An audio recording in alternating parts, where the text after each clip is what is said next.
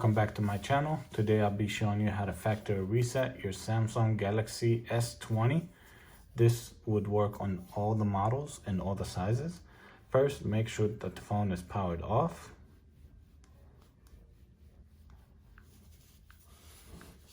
Once the phone is powered off, locate the power and the volume up.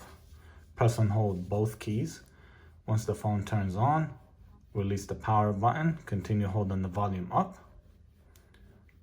Once you see this screen, locate the wipe data factory reset, press the power button to select. Factory data reset again. Reboot system now, and there you go. Once the phone turns on, your phone will be completely wiped clean.